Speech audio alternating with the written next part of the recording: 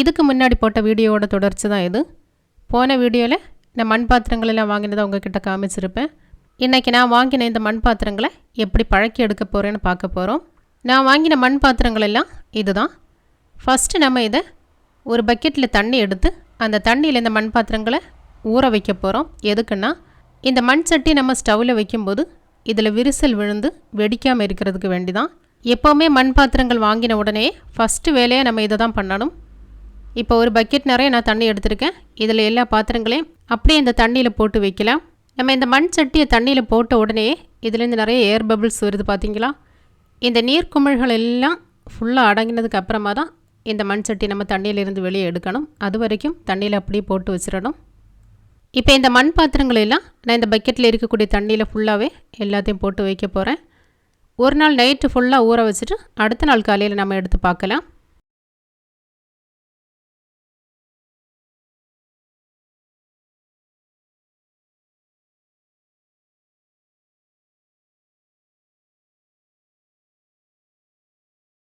இப்போ இந்த ஜக்கு மட்டும் நான் பக்கெட்டில் போடாமல் இந்த ஜக்கு நிறைய தண்ணி ஊற்றி அப்படியே வைக்க போகிறேன். இது அப்படியே இருக்கட்டும். இந்த ஜக்கில் நம்ம சமைக்க போகிறதெல்லாம் கிடையாது, தண்ணி ஊற்றி தான் அப்படியே வைப்போம். அதனால் தண்ணியை நான் ஃபுல்லாக நிறச்சி அப்படியே வச்சுட்டேன். இது ஒரு பக்கம் இருக்கட்டும். இப்போ ஒரு நாள் நைட்டு ஃபுல்லாக இந்த மண் பாத்திரங்களை நான் தண்ணியில் ஊற வச்சுருந்தேன். அடுத்த நாள் காலையில் எடுத்து பார்க்கும்போது இதில் இருந்து அந்த ஏர் பபிள்ஸ் எல்லாம் ஃபுல்லாக அடங்கி சும்மா தான் இருக்குது தண்ணி. இனி இந்த மண் பாத்திரங்களை நம்ம தண்ணியிலேருந்து வெளியே எடுக்கலாம். இந்த அளவுக்கு தண்ணியில் ஊறினா போதும், இதுக்கு மேலே வைக்கணும்னு அவசியம் கிடையாது. இனி இந்த பாத்திரங்களெல்லாம் வெளியே எடுத்து நல்லா சுத்தமாக நம்ம சோப்பு போட்டு நல்லா கழுவி எடுக்கணும். கழுவும்போது ஸ்க்ரப்பர் யூஸ் பண்ணி தான் கழுவணும். நான் இந்த பாத்திரங்களெல்லாம் வெளியே எடுத்துகிட்டு ஜக்கை தண்ணியில் போட்டு வச்சுட்டேன். இந்த பாத்திரங்களை கழுவி முடிக்கிறது வரைக்கும் அந்த ஜக்கு வந்து தண்ணியில் அப்படியே இருக்கட்டும். ஒரு நாள் நைட்டு ஃபுல்லாக தண்ணியில் ஊற வச்சுருந்த இந்த மண் பாத்திரங்களை வெளியே எடுத்து நல்ல ஒரு ஸ்டீல் ஸ்க்ரப்பர் வச்சு சோப்போ டிஷ் வாஷர் லிக்விடோ போட்டு தேய்ச்சி கழுவி எடுக்கணும். ஏன்னா நம்ம இதை கடையிலேருந்து வாங்கிட்டு வரும்போது நிறைய அழுக்கு இருக்கும்.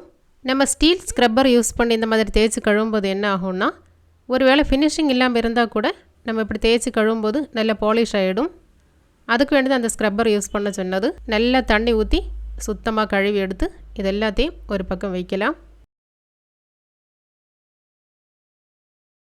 இப்போ எல்லா பாத்திரங்களையும் நான் நல்லா சுத்தமாக சோப்பு போட்டு தேய்ச்சி கழுவி எடுத்தாச்சு. இப்போ எப்படி இருக்குது பார்த்தீங்களா. நம்ம கடையிலேருந்து வாங்கும்போது நிறைய அழுக்கெல்லாம் இதில் இருக்கும்.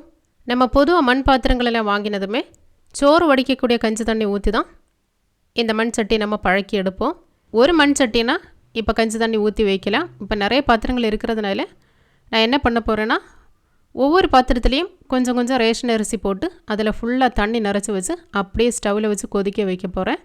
நம்ம ட்ரெடிஷ்னல் மெத்தடில் பண்ணும்போது விறகு அடுப்பில் வச்சு இந்த மண் சட்டியில் உமி போட்டு அந்த உமியை நல்லா கருகக்கூடிய அளவுக்கு வறுத்தெடுத்து திரும்ப அந்த உமியில் கனல் போட்டு நல்லா தீ மூட்டி சட்டியோட உள்பக்கம் எல்லாம் நல்லா வேக வச்சு எடுப்போம். நம்ம கேஸ் ஸ்டவ்வில் பண்ணும்போது அந்த மாதிரி பண்ண முடியாது.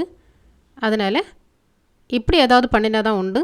நான் ஒரு சில டைமில் கஞ்சி தண்ணி கூட ஊற்றாமல் தான் பழக்கி எடுப்பேன். அது எப்படின்னா, இந்த பாத்திரம் நிறைய தண்ணியை வச்சுட்டு அப்படியே ஸ்டவ்வில் வச்சு நல்லா கொதிக்க விட்டுருவேன். நல்லா கொதி வந்ததும் தண்ணி ஆறுனதுக்கப்புறமா அந்த தண்ணியை ஃபுல்லாக தூர கொட்டிட்டு நல்லா வெயிலில் காய வச்சு எடுத்து அப்படியே வச்சுருவேன்.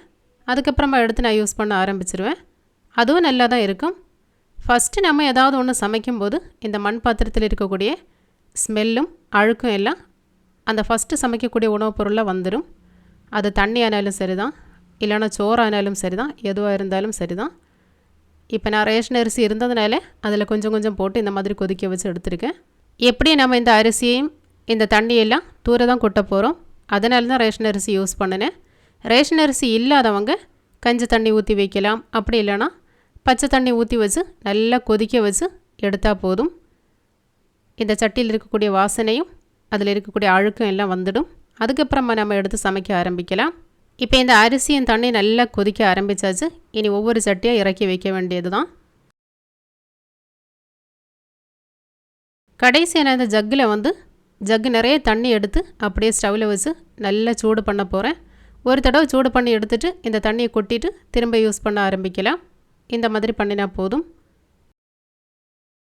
இப்போது இந்த மண் பாத்திரங்களெல்லாம் ஸ்டவ்லேருந்து இறக்கி வச்சாச்சு.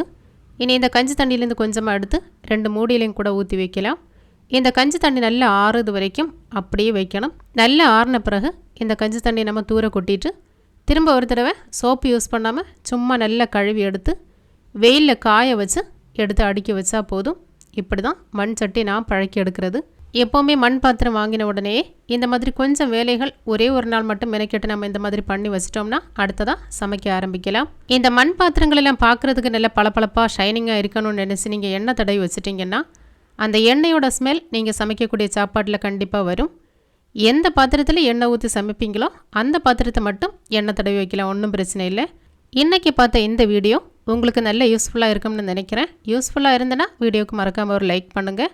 நம்ம சேனலை ஃபஸ்ட் டைம் பார்க்கக்கூடியவங்க மறக்காமல் சப்ஸ்கிரைப் பண்ணுங்கள். மீண்டும் அடுத்த வீடியோவில் சந்திக்கலாம். தேங்க்யூ.